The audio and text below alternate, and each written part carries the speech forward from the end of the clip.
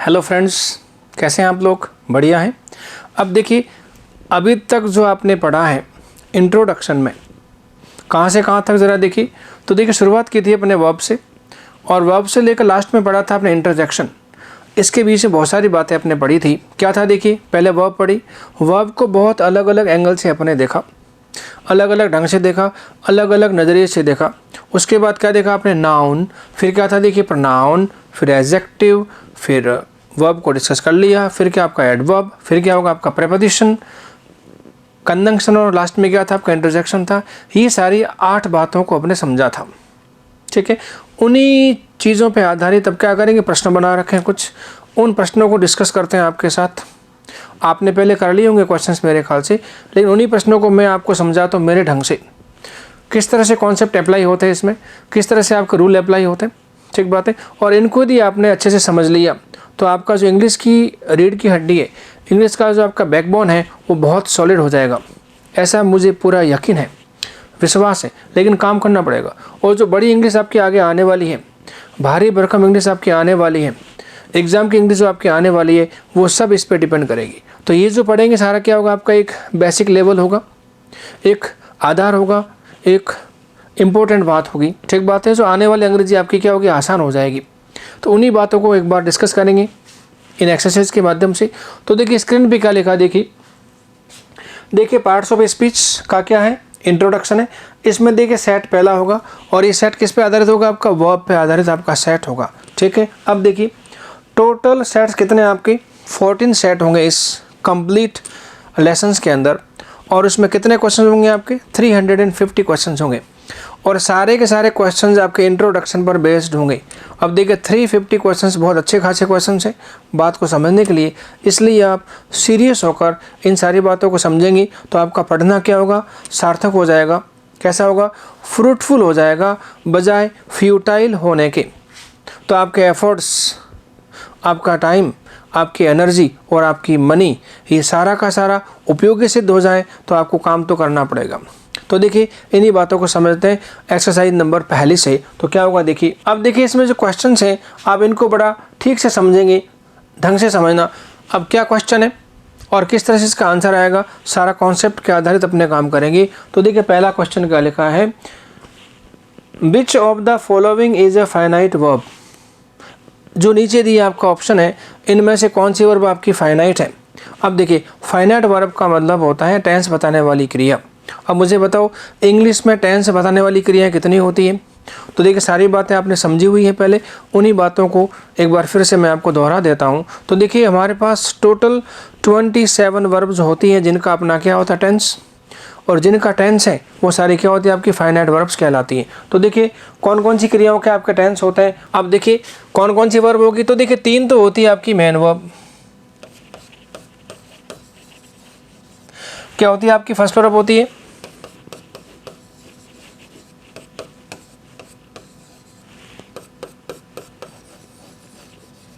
ये 3 वो main verb होती है जो कैसी होती है, आपकी फाइनाइट वर्ब होती है।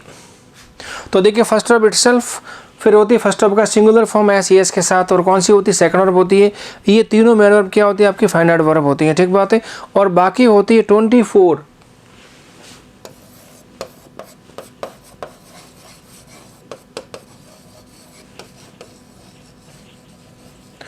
24 क्या होती है, आपकी हेल्पिंग वर्ब्स होती है। ये भी कैसी होती है, आपकी फाइनाइट वर्ब होती है। अब देखिए, हेल्पिंग वर्ब कहाँ से निकल के आती है। तो देखिए, हेल्पिंग वर्ब निकलती है डू में से, डू, डज और डिड। हेल्पिंग निकलती है आपकी हैव वर्ब में से, हैज़, हैव और हैड।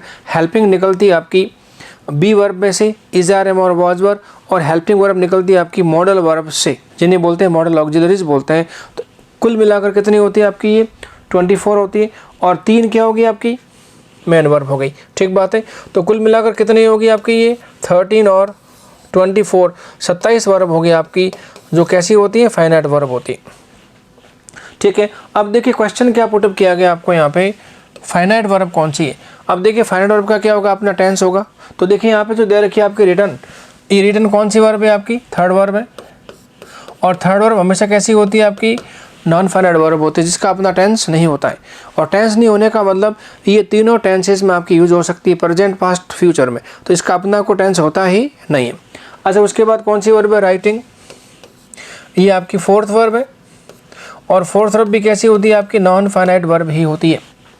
और फिर क्या लिखा है, टू राइट, कौन सी वर्ब है आपकी, ये फिफ्थ वर्ब है, और ये भी कैसी होती है, हमेशा नॉन फाइनाइट वर्ब होती है। अब लिखिए आपकी रोट, और देखिए wrote is the second form, और सेकंड फॉर्म क्या होती है, हमेशा फाइनाइट वर्ब ही होती है।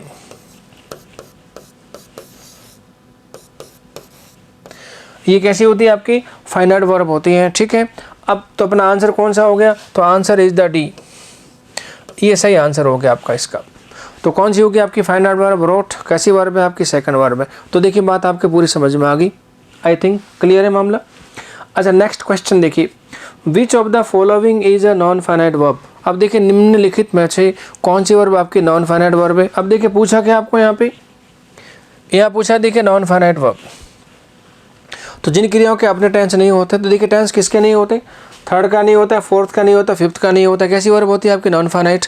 तो फाइनाइट कौन सी होती है, टेंस वाली होती है। तो पूछा क्या आपको, नॉन फाइनाइट वर्ब कौन सी है। तो देखिए फ्लाई कैसी वर्ब है, फर्स्ट वर्ब है, फाइनाइट वर्ब है, ठीक है। क्या लिखा है देखिए, फ्लू सेकेंड फॉर्म है, कैसी वर्ब है, फाइनाइट वर्ब है। फिर क्या लिखा देखिए, फ्लाइज, ये क्रिया का पहला फॉर्म है और सिंगुलर सेंस में है, ये भी कैसी वर्ब होगी आपकी, फाइनाइट वर्ब होगी। और देखिए लिखा है फ्लाइंग, ये फोर्थ वर्ब है, और फोर्थ वर्ब कैसी होती है, हमेशा नॉन फाइनाइट वर्ब होती है, जिसका अपना टेंस होता ही नहीं है। तो अपना आंसर क्या होगा इसमें, डी आंसर हो जाएगा, डी इज द आंसर, ठीक बात है। अब देखिए फ्लाई वर्ब की फॉर्म क्या बनती है, जरा देखिए, फ्लाई, फ्लू, और क्या होती है आपकी, फ्लॉन होती है। तो ये भी बातें आपको साथ साथ में ध्यान रखनी पड़ेगी, इनकी फॉर्म क्या बनती है। तो ये दो क्वेश्चन आपके हुए, इसी तरह से काम करेंगे तो सारा काम ठीक से हो जाएगा। देखिए नेक्स्ट, अब देखिए क्वेश्चन नंबर थर्ड क्या कहता है आपका, विच of the following is a correct combination of verbs. अब देखिए इनमें से वर्ब का करेक्ट कॉम्बिनेशन कौन सा होता है। अब देखिए वर्ब के करेक्ट कॉम्बिनेशन से मतलब यहाँ पे ये है कि कौन सी हेल्पिंग वर्ब के साथ आ सकती, कौन सी मेन वर्ब, और कौन सी मेन वर्ब के पहले आ सकती है आपकी कौन सी हेल्पिंग वर्ब। तो हेल्पिंग वर्ब और मेन वर्ब का जो कॉम्बिनेशन है ये यहाँ पे पूछना चाहता है। तो कहता है कौन सा वाला कॉम्बिनेशन यहाँ पे सही लिखा हुआ है। तो देखिए समझते हैं कौन सा सही है और कौन सा गलत है, और कौन से कॉम्बिनेशन बन सकते हैं मैक्सिमम, वो यहाँ पे बात करते हैं। एक बार देखिए,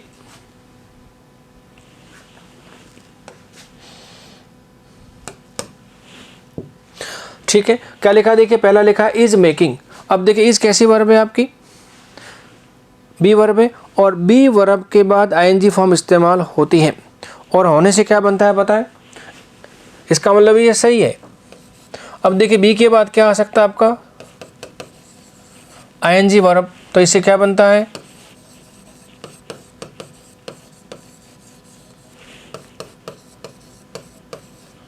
तो देखिए इससे बनता है आपका कंटिन्यूअस टेंस बनता है। इसका लिखी वो क्या है, सही है। अच्छा उसके बाद क्या लिखा है, इसके बाद क्या लिखा है, मेड। अब देखिए इसके बाद जो लिखा है मेड, ये बी वर्ब के बाद यदि आपके आती है थर्ड वर्ब, थर्ड वर्ब में भी आपका, तो देखिए बी के बाद कौन सी वर्ब आती है, थर्ड, तो ये भी सही है। ये क्या बनाता है आपका, ये बनाएगा आपका पैसिव वॉइस बनाएगा। इसका ये भी कॉम्बिनेशन आपका क्या है, सही है। तो देखिए बी वर्ब के बाद आईएनजी क्या बनाता है, कंटिन्यूअस कॉम्बिनेशन, सही है। बी वर्ब के बाद थर्ड वर्ब, ये भी कॉम्बिनेशन आपका सही है, क्या बनाता है आपका पैसिव वॉइस बनाता है। फिर क्या देखा, हैज़ मेड। अब देखिए हैज़ के बाद क्या लिखा है, थर्ड वर्ब, मेड आपकी थर्ड वर्ब है। और देखिए हैव वर्ब के बाद क्या आ सकता है, तो देखिए हैव वर्ब के बाद भी आ सकता है आपका थर्ड वर्ब आ सकता है। तो देखिए हैव वर्ब के साथ क्या होता है आपका थर्ड वर्ब, तो दोनों मिलकर क्या बनाता है पता है,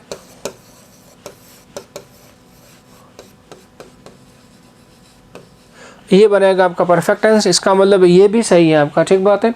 और फिर क्या लिखा है, वॉज बीइंग मेड। और देखिए बीइंग क्या आपका बी वर्ब है, और बी के बाद कौन सा लिखा है, थर्ड वर्ब, तो बी के बाद थर्ड आने से क्या होता है, पैसिव वॉइस बनता है। तो लिखा हुआ क्या है, ये भी आपका कॉम्बिनेशन सही है।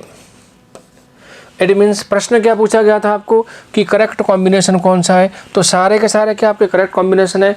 इट मीन्स आंसर क्या होगा इसका, सही आंसर हो जाएगा ई। तो सारे के सारे कॉम्बिनेशन क्या आपके सही है, ठीक बात है। इस तरह से आपको देखना है। नेक्स्ट क्वेश्चन क्या है, विच of the following is an imperative sentence. अब कहता है कि निम्न में से कौन से वाले सेंटेंस आपके इम्पेरेटिव है। अब देखिए इम्पेरेटिव सेंटेंस का मतलब क्या होता है, तो देखिए इम्पेरेटिव सेंटेंस का मतलब होता है वाक्य शुरू होना चाहिए या तो फर्स्ट वर्ब से, या शुरू होना चाहिए आपका डू नॉट फर्स्ट वर्ब से, या शुरू होना चाहिए आपका लेट से। और इन तीनों से यदि वाक्य आपका शुरू होता है तो वाक्य कैसे होगा, इम्पेरेटिव होगा। और इसके अलावा यदि है तो सेंटेंस आपका फिर इम्पेरेटिव नहीं हो सकता, वो अलग तरह का स्टेटमेंट होगा आपका। ठीक बात है। तो क्या लिखा, देखिए पहला सेंटेंस तो आपका पूछा क्या इसमें, देखिए इम्पेरेटिव सेंटेंस कौन सा आपका। अब देखिए वाक्य शुरू कैसे के लिए है, सिट डाउन, तो वाक्य कैसे आपका इम्पेरेटिव है, तो ये तो सही हो गया आपका। अब देखिए वाक्य शुरू किया है बी से, अब देखिए बी से वाक्य शुरू होने का ये भी कैसे इम्पेरेटिव है, जैसे बी माई फ्रेंड, मेरे मित्र बनो, बहादुर बनो तो क्या होगा बी ब्रेव, ईमानदार बनो तो क्या होगा बी ऑनेस्ट। इसका ये भी वाक्य क्या आपका सही है। तो बी देयर का मीनिंग क्या, वहाँ जाओ, और स्टैंड देयर का मतलब क्या हुआ, वहाँ खड़े रहो। ये भी वाक्य शुरू कैसे होगा आपका, फर्स्ट वर्ब से शुरू हुआ। अब क्या लिखा देखिए, get out of the room, इसका मतलब क्या हुआ, ये भी वाक्य आपका इम्पेरेटिव है।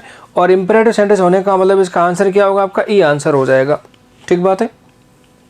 अब देखिए नेक्स्ट क्वेश्चन क्या है आपका, तो इसमें आंसर क्या होगा, देखिए ये सारे के सारे इम्पेरेटिव सेंटेंस है आपके। ठीक बात है। अब देखिए नेक्स्ट क्या लिखा है, विच of the following is not an imperative sentence. अब देखिए इनमें से कौन सा वाला आपका इम्पेरेटिव सेंटेंस नहीं है। और इम्पेरेटिव सेंटेंस नहीं होने का मतलब फिर वाक्य शुरू कैसे होगा आपका, सब्जेक्ट से होगा। ठीक बात है। तो वाक्य आपका फर्स्ट वर्ब से शुरू नहीं हो सकता, डू नॉट फर्स्ट से शुरू नहीं हो सकता, लेट से नहीं होगा। इट मीन्स वाक्य शुरू कैसे होगा आपका, सब्जेक्ट से होगा या फिर किसी और वर्ब से हो सकता है, हेल्पिंग वर्ब से।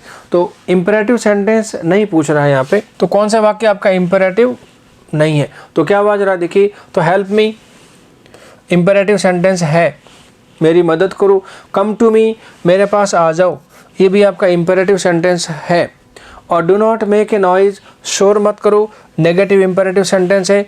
और फिर देखिए शी इज़ आउट, इसका वह बाहर है। अब देखिए वाक्य शुरू कैसे किया आपने, सब्जेक्ट से, और सब्जेक्ट से वाक्य शुरू होने का मतलब वो इम्पेरेटिव हो ही नहीं सकता। तो ऑप्शन कौन सा हो गया आपका, डी ऑप्शन हो गया इसका आंसर। ठीक। हाँ जी, फिर क्या लिखा है, what are the forms of the verb below. अब देखिए जो ब्लो वर्ब है इसकी फॉर्म क्या होगी, तो ये तो देखिए आपको याद रखना पड़ेगा। तो ब्लो की फॉर्म क्या होती है, देखिए ब्लो, ब्लू और क्या होता है ब्लॉन। अब ये वाला कॉम्बिनेशन किस में है, वही आपका सही हो जाएगा। तो ऑप्शन कौन सा होगा, देखिए ब्लू, ब्लू और क्या होगा आपका ब्लॉन। तो इसका आंसर क्या होगा आपका, ए आंसर हो जाएगा। क्लियर। और ब्लो का मीनिंग क्या होता है, देखिए हवा का चलना होता है। ठीक बात है। हवा चलती क्या होती है, तो द एयर इज ब्लोइंग, हवा चल रही है।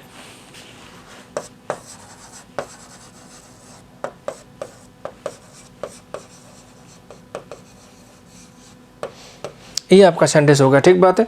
नेक्स्ट क्या लिखा जरा देखिए, और बाकी ऑप्शन आपके गलत है, जब है ही नहीं तो गलत हो गए सारे के सारे। अब देखिए which of the following is a passive sentence. अब देखिए इनमें से कौन सा वाला सेंटेंस आपका पैसिव वॉइस का है, वो आपको पता करना है। अब देखिए पहले देखना पड़ेगा पैसिव वॉइस की ज़रूरत क्या होती है। तो देखिए पैसिव वॉइस की ज़रूरत होती है, देखिए पैसिव की ज़रूरत होती है बी प्लस क्या होगा आपका, थर्ड वर्ब होगा। तो ये कोई से भी बी वर्ब के बाद कौन सी वर्ब होती है आपकी, थर्ड। तो क्या बन के आता है आपका, पैसिव बन के आता है। ठीक बात है। और एक्टिव में क्या होता है, देखिए फर्स्ट एक्टिव होती है, सेकंड एक्टिव होती है, फर्स्ट एस ई एस के साथ एक्टिव होती है, फोर्थ एक्टिव होती है, और टू फर्स्ट भी एक्टिव होती है। तो पैसिव कौन सी होती है, बी थर्ड वर्ब। अब देखिए थर्ड एक्टिव भी होती है और थर्ड पैसिव भी होती है। तो थर्ड के पहले यदि हैज़ हैव हैड है तो क्या होगा, एक्टिव फॉर्मेशन होगा। और थर्ड के पहले बी वर्ब होती है, इजारम होती है, वॉज वर्ब होती है, बी खुद होता है, बीइंग होता है, और क्या होता है बीन। तो क्या होगा, वो पैसिव फॉर्मेशन में होगा। तो क्या लिखा देखिए, बी ब्रेव। अब देखिए इंपेरेटिव सेंटेंस है आपका, और बी के बाद क्या लिखा है, ब्रेव एडजेक्टिव है। तो ये सेंटेंस आपका पैसिव वॉइस में नहीं है, ये तो कैसा होगा आपका एक्टिव सेंटेंस है। और द डॉक्टर वॉज आउट। अब देखिए डॉक्टर बाहर था, वॉज के बाद क्या लिखा आपका, आउट। ये आपका एडवर्ब है, इट मीन्स क्या आपका एक्टिव वॉइस में सेंटेंस है ये भी। और लेट हिम गो देयर। अब देखिए इंपेरेटिव सेंटेंस है, और क्या लिखा देखिए, लेट फर्स्ट वर्ब है और गो भी कैसी वर्ब है आपकी, फर्स्ट है। अब जब फर्स्ट वर्ब है सेंटेंस में तो पैसिव हो ही नहीं सकता, क्योंकि पैसिव बनने के लिए बी थर्ड वर्ब का होना जरूरी है। तो ये भी सेंटेंस कैसा आपका, एक्टिव है। और लेट हिम बी टॉट। अब जब बी के बाद क्या लिखा आपने, टॉट थर्ड वर्ब है, तो ये क्या हो गया आपका, पैसिव सेंटेंस हो गया। तो हमारा सही आंसर क्या हो गया, डी आंसर हो गया। ठीक। अच्छा नेक्स्ट क्या लिखा देखिए, which of the following is a correct sentence. अब देखिए इनमें से कौन सा सेंटेंस आपका करेक्ट है। अब देखिए इनमें से कौन सा सेंटेंस आपका सही है। देखिए सही होने के लिए क्या होना चाहिए, आपका सब्जेक्ट और वर्ब में एक तालमेल होना चाहिए, ठीक बात है। तो देखिए व्हाट यू नेम इज, ये सेंटेंस में शब्दों का क्रम ठीक है ही नहीं। तो देखिए व्हाट आपका WH वर्ड है, ठीक बात है, और व्हाट के बाद क्या लिखा है यू, और यू के बाद लिखा है नाउन। तो देखिए नाउन और प्रोनाउन दोनों साथ में यूज नहीं हो सकते, तो सेंटेंस क्या हो गया आपका, गलत हो गया, ये शब्दों का सही क्रम है ही नहीं। दूसरी बात क्या लिखा है, व्हाट नेम इज योर। अब देखिए ये भी सेंटेंस गलत है, क्यों, क्योंकि खास बात देखिए योर कभी भी अकेला यूज नहीं हो सकता। खास बात क्या होता है, देखिए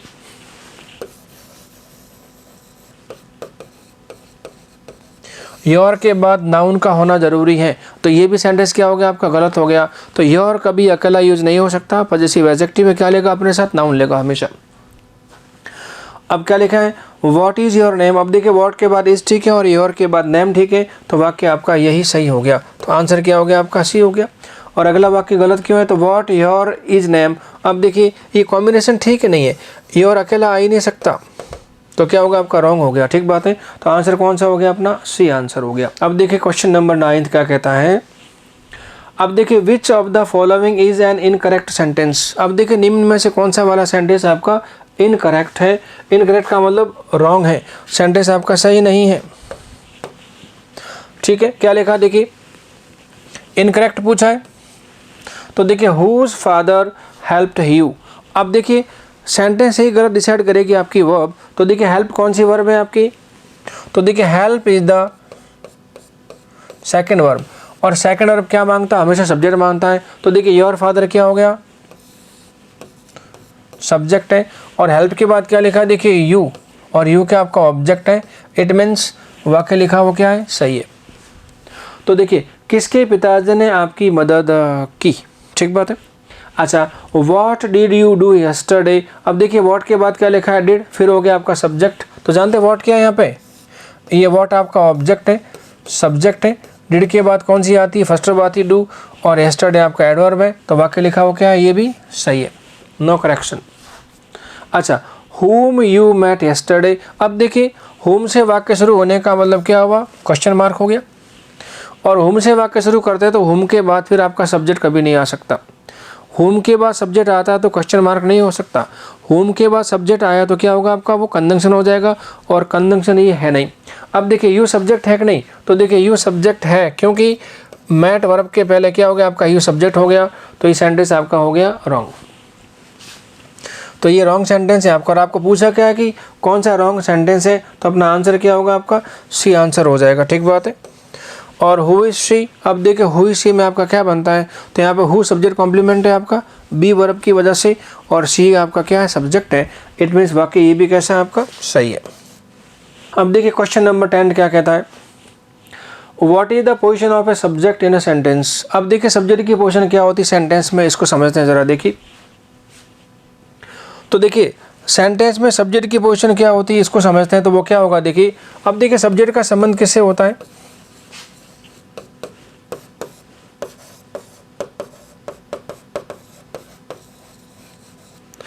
तो देखिए सब्जेक्ट का संबंध होता है फाइनाइट वर्ब से। तो देखिए जहाँ फाइनाइट वर्ब होगी वहाँ क्या होगा, सब्जेक्ट होगा, और सब्जेक्ट होगा वहाँ पे क्या होगी आपकी, फाइनाइट वर्ब होगी, मस्ट जरूरी है, उसके बगैर काम होता ही नहीं है। तो ये मिलेगा कहाँ सब्जेक्ट, तो देखिए सब्जेक्ट मिलता है या तो फाइनाइट वर्ब के पहले, कहाँ मिलेगा सब्जेक्ट, बिफोर फाइनाइट वर्ब, या फिर कहाँ मिलेगा आपको ये आफ्टर फाइनाइट वर्ब। तो देखिए मैंने आपको सिखाया था सब्जेक्ट और फाइनाइट वर्ब क्या होता है आपके, मेड फॉर ईच अदर होते हैं, ठीक बात है, एक दूसरे के बगैर यूज नहीं होते हैं। तो सब्जेक्ट कहाँ होना चाहिए आपका सेंटेंस के अंदर, तो क्या पूछा आपको, position of a subject in a sentence. तो देखिए before and after a finite verb, तो क्या होगा आपका ये ऑप्शन सही है, तो आंसर क्या होगा आपका ए हो गया।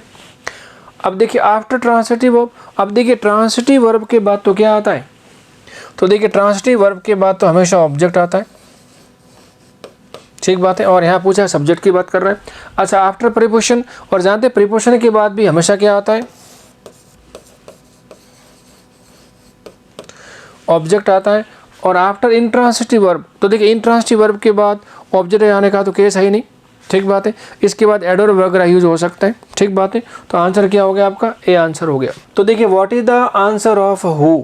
अब कहते हैं कि हु का आंसर क्या हो सकता है। तो देखिए हु WH वर्ड है, हु से प्रश्न पूछेंगे तो आपको जवाब मिलेगा। अब देखिए हु का आंसर क्या हो सकता है। तो देखिए हु इंग्लिश में 2 काम कर सकता है आपका। क्या क्या काम करता है बताया आपको। तो देखिए हु क्या कर सकता है।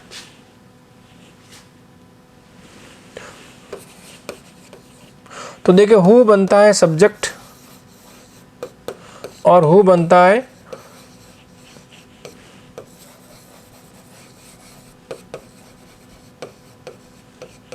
सब्जेक्ट कॉम्प्लीमेंट बनता है। तो देखिए हु क्या बनेगा आपका सब्जेक्ट, हु क्या बनेगा आपका सब्जेक्ट कॉम्प्लीमेंट। तो देखिए हु कब तो सब्जेक्ट और कब सब्जेक्ट कॉम्प्लीमेंट, ये बहुत स्पष्ट मामला है।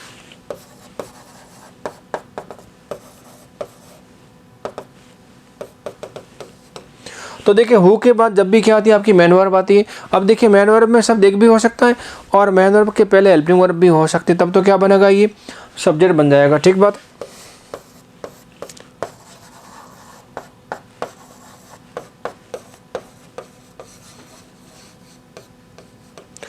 और देखिए हु के साथ क्या होती है आपकी बी वर्ब, तो क्या होता है आपका हु सब्जेक्ट कॉम्प्लीमेंट होता है, ठीक बात है। तो हु के साथ क्या होती है आपकी मैन वर्ब। अब मैन वर्ब में एक शब्द हो सकता है, हेल्पिंग वर्ब भी हो सकती है, क्या बनेगा सब्जेक्ट। और हु के साथ बी वर्ब होती है तो क्या बनेगा आपका सब्जेक्ट कॉम्प्लीमेंट बन के आता है, ठीक बात है। तो हु में क्या हुआ देखिए, तो ये both subject and subject complement हो सकता है, कोई दिक्कत नहीं। कैसे जरा देखिए,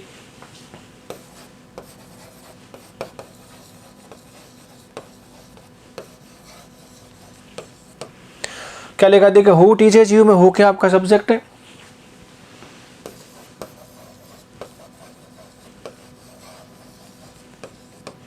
और क्या लिखा हु आर यू में हु क्या होगा आपका सब्जेक्ट कॉम्प्लीमेंट हो गया। इस तरह से काम करेगा, ठीक है। नेक्स्ट क्वेश्चन क्या लिखा देखिए, in which of the following sentences is complex transitive verb. अब देखिए इनमें से जो वाक्य लिखे इनमें से कौन से में आपकी कॉम्प्लेक्स ट्रांसिटिव वर्ब है। अब देखिए कॉम्प्लेक्स ट्रांसिटिव वर्ब का मतलब होता है वर्ब, वर्ब के बाद ऑब्जेक्ट और ऑब्जेक्ट के लिए आने वाले शब्द। अब देखिए ऑब्जेक्ट के बाद क्या क्या आ सकता है आपका। तो देखिए ऑब्जेक्ट के बाद ऑब्जेक्ट कॉम्प्लीमेंट आएगा। अब ऑब्जेक्ट कॉम्प्लीमेंट में क्या क्या हो सकता है। देखिए ऑब्जेक्ट कॉम्प्लीमेंट में आपका नाउन हो सकता है, एडजेक्टिव हो सकता है और वर्ब की फॉर्म हो सकती है। कौन सी, फर्स्ट, फोर्थ और टू फर्स्ट वर्ब हो सकती है। तो क्या पूछा आपको, कॉम्प्लेक्स ट्रांसिटिव वर्ब। तो क्या देखिए I gave him a gift.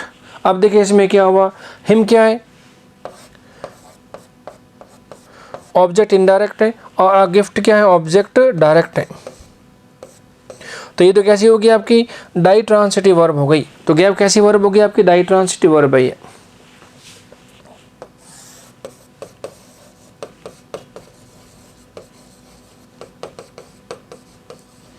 कौन सी वर्ब होगी आपकी, डाई ट्रांसिटिव वर्ब हो गई। तो देखिए हिम और अ गिफ्ट सेम है, अलग अलग है, दोनों अलग अलग है। तो वर्ब होगी आपकी डाई ट्रांसिटिव वर्ब। और हिम किसका आंसर है, हुम का, और अ गिफ्ट किसका आंसर है, व्हाट का आंसर है। और ही हेल्प्ड मी, अब देखिए ही सब्जेक्ट है, हेल्प्ड वर्ब, मी आपका ऑब्जेक्ट है। और जब ऑब्जेक्ट ही है तो फिर वर्ब कैसी होगी आपकी, मोनो ट्रांसिटिव वर्ब या फिर ट्रांसिटिव वर्ब हो गई। और पूछा क्या आपको यहाँ पे, कॉम्प्लेक्स ट्रांसिटिव वर्ब पूछा आपसे। और देखिए रोहन रोट दिस लेटर। अब देखिए रोहन आपका सब्जेक्ट है, रोट आपकी सेकंड वर्ब है और दिस लेटर क्या हो गया, इसका ऑब्जेक्ट हो गया। तो सब्जेक्ट वर्ब ऑब्जेक्ट दे रखा है इसमें, तो ये भी वर्ब कैसी होगी आपकी, ट्रांसिटिव वर्ब होगी, ठीक है, जिसे आप मोनो ट्रांसिटिव कह सकते हैं। और वी मेड रोहन मॉनिटर। अब देखिए हमने रोहन को बना दिया क्या, मॉनिटर। अब देखिए रोहन और मॉनिटर दोनों कौन है, एक ही तो व्यक्ति है। ये आपका ऑब्जेक्ट और ये आपका ऑब्जेक्ट कॉम्प्लीमेंट है। और जब ऑब्जेक्ट ऑब्जेक्ट कॉम्प्लीमेंट होते हैं तो वर्ब कैसी होती है आपकी, कॉम्प्लेक्स ट्रांसिटिव वर्ब होती है। तो हमारा आंसर क्या होगा, दैट इज मेड। आंसर हो जाएगा आपका फोर्थ। गॉट इट, आगे बात समझ में। हाँ जी देखिए नेक्स्ट क्वेश्चन देखिए 13, विच of the following has the same form of the verb. अब देखिए वर्ब की तीनों फॉर्म कैसी होती है, सेम होती है। तो किस किस की होती है जरा देखिए। तो क्या लिखा है, कट, कास्ट, स्प्रेड, शट और क्या लिखा है, ऑल लिखा है। तो देखिए कट की फॉर्म कैसी होती है, सेम। कास्ट की भी कैसी होती है, सेम। स्प्रेड की भी होती है सेम और शट की भी होती है सेम। तो इन चारों की फॉर्म कैसी होती है, सेम होती है। तो आंसर क्या होगा आपका, तो आंसर हो जाएगा ऑल, ठीक है। तो कट की फॉर्म सेम, कास्ट की फॉर्म सेम, स्प्रेड की फॉर्म सेम और शट की फॉर्म भी क्या होती है आपकी, सेम होती है। इसके अलावा देखिए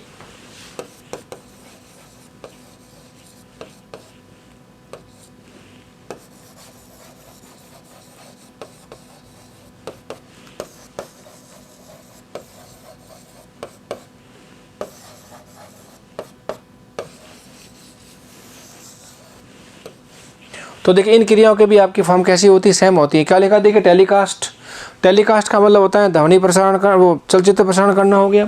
ब्रॉडकास्ट का मतलब होता है ध्वनि प्रसारण करना हो गया। फोरकास्ट का मतलब होता है पूर्वानुमान लगाना हो गया। और कास्ट का मीनिंग क्या होता है, कास्ट के कई सारे अलग अलग मीनिंग होते हैं। तो ये कास्ट का मतलब होता है वोट देने के लिए जो क्रिया आती है क्या होती है आपकी कास्ट क्रिया काम में आती है। ठीक बात है, ये जाति वाला कास्ट नहीं है, वो स्पेलिंग होती है CASTE।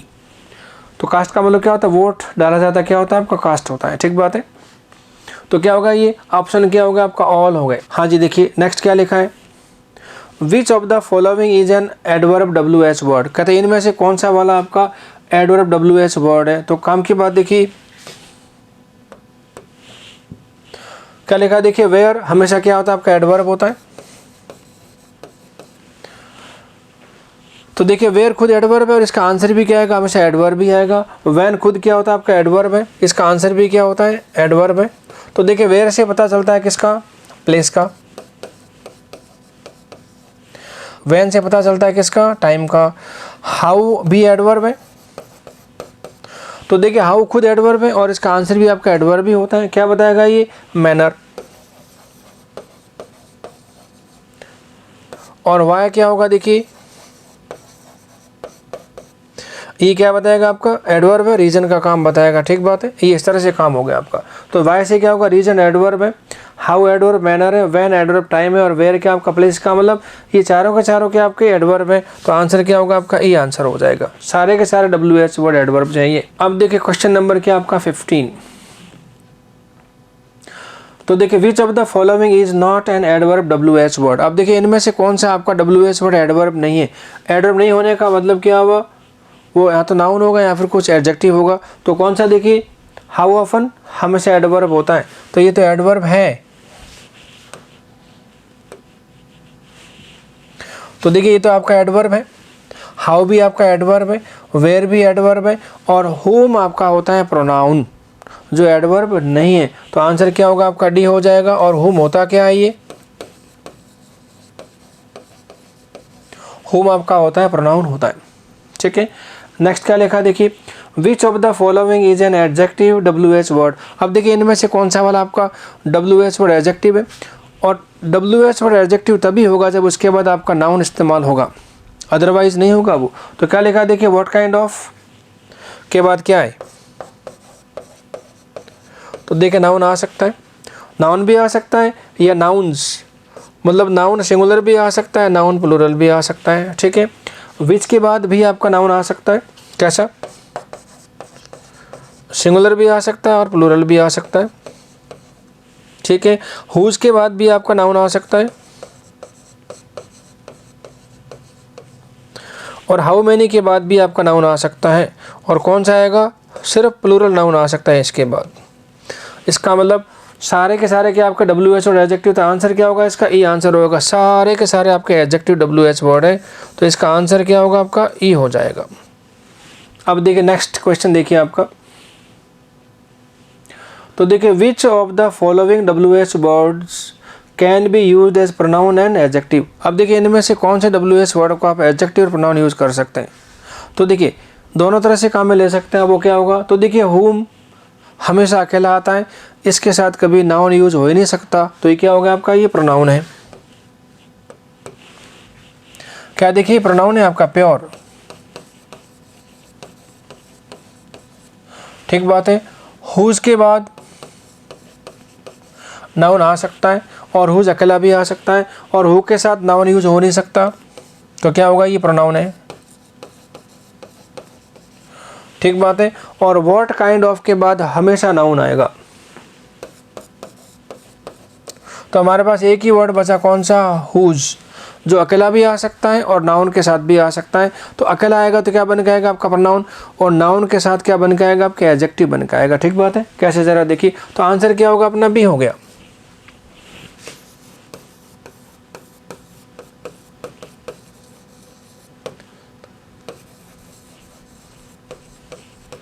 क्या लिखा देखिए, हुज इज दिस हाउस।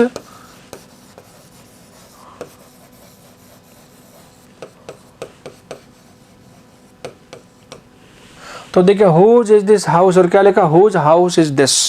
इन दोनों में मीनिंग में एक ही जैसा है करीब करीब, बट ये देखिए कैसे इस्तेमाल हुआ है अकेला, तो क्या बना, ये प्रोनाउन हो गया। और ये इस्तेमाल हुआ देखिए नाउन के पहले, तो क्या होगा, ये एडजेक्टिव हो गया। इस तरह से काम करेंगे आपका, ठीक बात है। तो ये आंसर इसका क्या होगा, आपका बी आंसर हो गया। अब देखिए which of the following sentences is in active voice. अब देखिए नीचे में से जो वाक्य दर के इनमें से कौन सा वाला सेंटेंस आपका एक्टिव वॉइस में है, तो देखिए क्या लिखा है, the taxi will be ordered. अब देखिए बी के बाद थर्ड वर्ब, तो वाक्य कैसा है ये वाक्य तो आपका पैसिव वॉइस का है, ठीक बात है। और पूछा क्या आपको, एक्टिव वॉइस पूछा है। मीनिंग क्या निकलेगा, तो देखिए टैक्सी को बुला दिया जाएगा, टैक्सी को ऑर्डर दे दिया जाएगा, टैक्सी विल बी ऑर्डर्ड।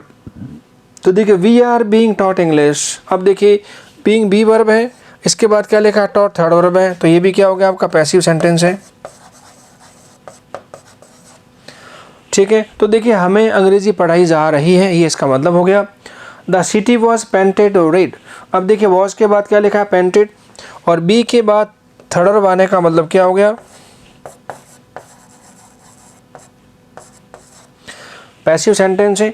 और he was found guilty of theft. अब देखिए वॉज के बाद क्या लिखा, फाउंड थर्ड वर्ब है, और फाउंड थर्ड का मतलब क्या हुआ, पैसिव वॉइस हो गया। तो ये वाक्य कैसा हो गया, आपका पैसिव का हो गया। अब जब सारे वाक्य आपके पैसिव वॉइस में है, इट मीन्स एक्टिव का सेंटेंस कोई सा भी नहीं, तो आंसर क्या होगा इसका, ई आंसर हो जाएगा। E is the answer. अब देखिए क्या लिखा है, फाउंड कौन सी वर्ब है आपकी, अब देखिए फाउंड सेकंड थर्ड है किसकी,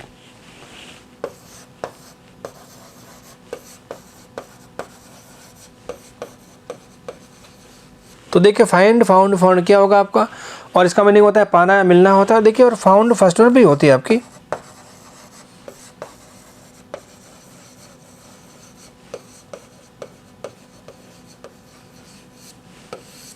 तो देखिए फाउंड, फाउंडेड, फाउंडेड, और फाउंड जब क्या होती है आपकी फर्स्ट वर्ब होती है, तो इसका मतलब क्या होता है, स्थापना करना हो गया। तो देखिए फाउंड सेकंड भी है और फाउंड फर्स्ट भी है, ये कन्फ्यूजन हो सकता है, ध्यान दीजिएगा ज़रा, ठीक बात है। अब देखिए क्या बोलता है 19 क्वेश्चन क्या कहता है आपका, ध्यान दीजिए ज़रा इस पे।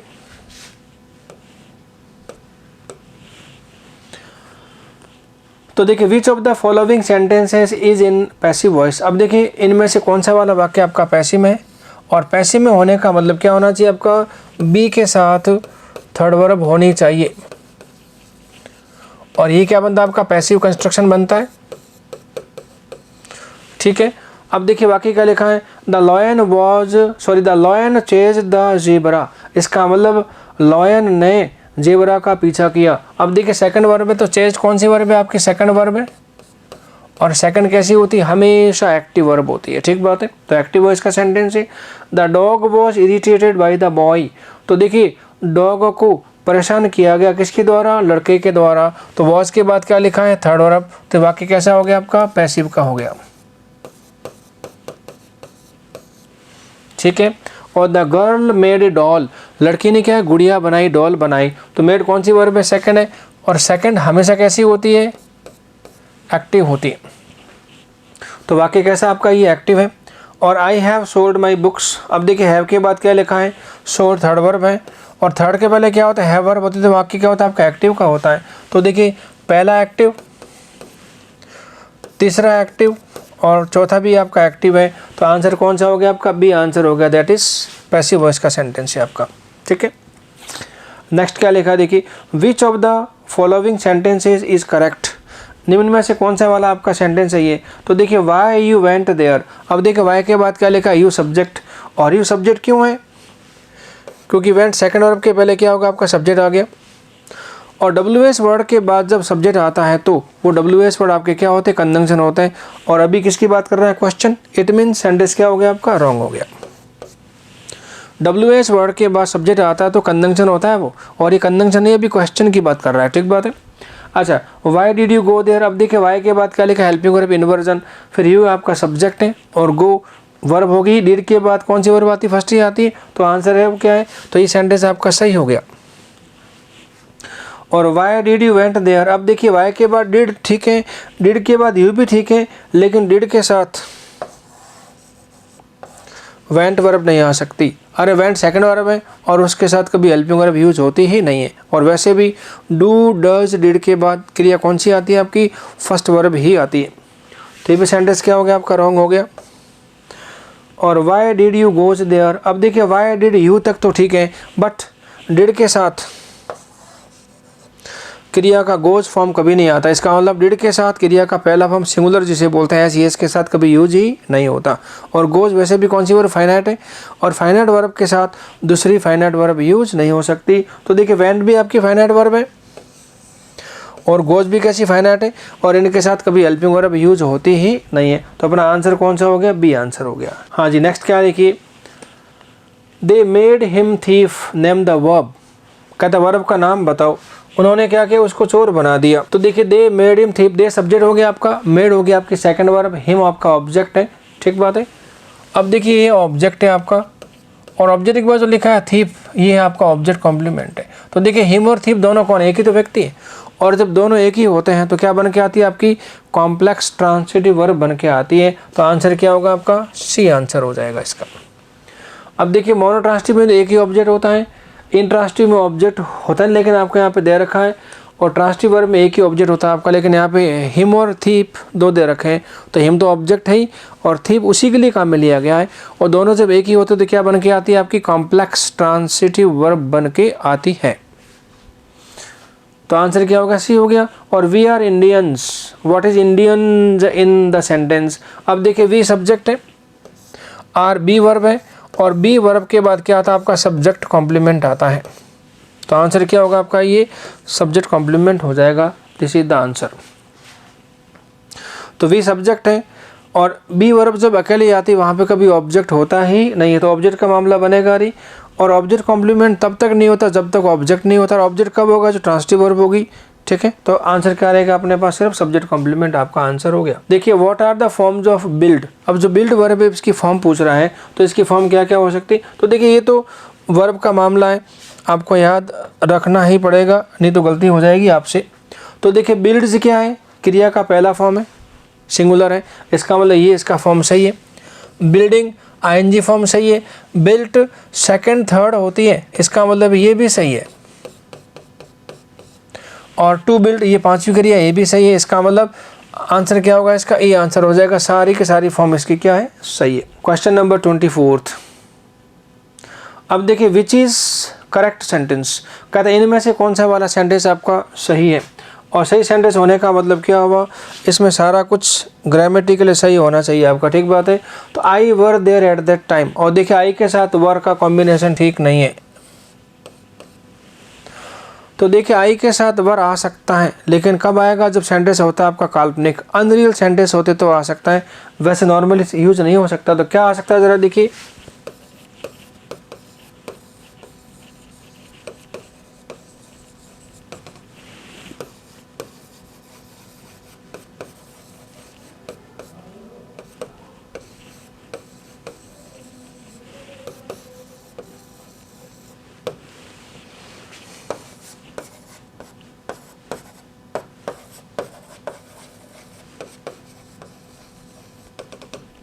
क्या लिखा देखिए, इफ़ आई वर देयर वाक्य सही है, would that I were there ये भी वाक्य सही है, और I wish I were there ये भी आपका वाक्य क्या है, सही है। तो देखिए इफ़ का मतलब क्या होता है,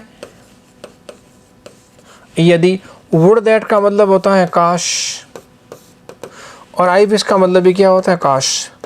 इसका काल्पनिक वाक्यों में आई के साथ वर आ सकता है, बाकी नॉर्मल सेंटेंस में आई के साथ क्या आएगा आपका, वॉज। तो होना क्या चाहिए था कायदे से, ये आई वॉज होना चाहिए था, लेकिन क्या लिखा हुआ आई वर, गलत सेंटेंस है। और आपको पूछा क्या, करेक्ट सेंटेंस पूछा है, आई हैज़, और देखिए आई के साथ हैज़ का कॉम्बिनेशन बनता है नहीं, क्या बनेगा आई के साथ, आई हैव ही बनेगा आपका। तो ये भी सेंटेंस क्या होगा आपका, रॉन्ग हो गया। और देखिए ही टीच, और ही के साथ टीच नहीं आ सकता, क्या आना चाहिए कायदे से,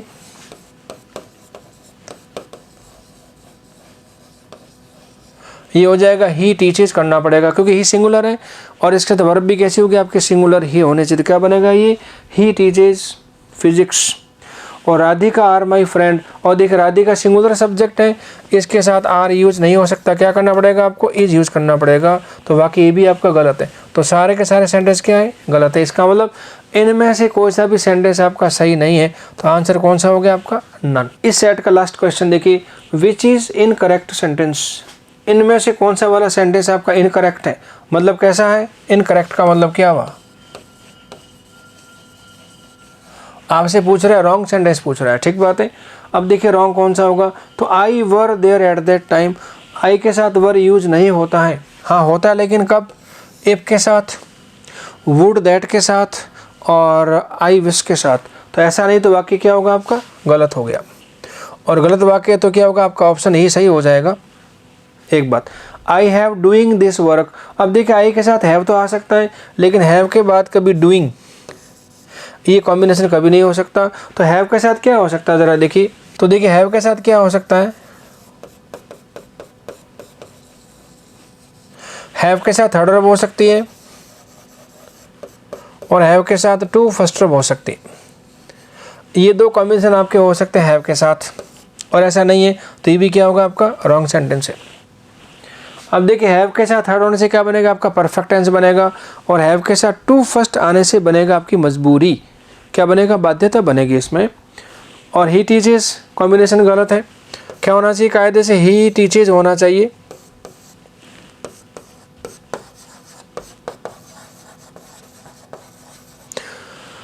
और फिर करें राधिका आर माई फ्रेंड, और राधिका के साथ आर नहीं आ सकता क्योंकि राधिका कैसी सिंगुलर है, तो ये हो जाएगा इस। तो क्या पूछा आपको, इनकरेक्ट सेंटेंस, इसका मतलब क्या हुआ, ये सारे के सारे सेंटेंस कैसे आपके इनकरेक्ट ही है। तो आंसर क्या होगा आपका, ये आंसर हो जाएगा। ये हो गया आपका पहला पार्ट, ठीक है। 25 क्वेश्चन है, और इन्हीं 25 क्वेश्चन में बहुत सारी अलग अलग बातें मैंने आपको बताई। और देखिए पढ़ते रहोगे तो बहुत अच्छा लगेगा। कीप डूइंग, और रेगुलर पढ़ाई करो, टाइम टेबल बनाओ, और रिटर्न वर्क भी साथ साथ में करो, और जितना ज़्यादा मैटर आप पढ़ सकते हैं इंग्लिश का वो पढ़िए। और जब पढ़ो तो इस उम्मीद के साथ मत पढ़ो कि एक ही दिन में आपका सारा का सारा समझ में आ जाएगा, ऐसा नहीं होगा। देखिए समझने वाला जो सिस्टम है वो लॉन्ग प्रोसेस में होता है, स्लो प्रोसेस में होता है। और देखिए पढ़ते पढ़ते आपको पता नहीं पड़ेगा कब आपको सारी बातें समझ में आने लग गई। तो इस तरह से सारा का सारा काम होगा।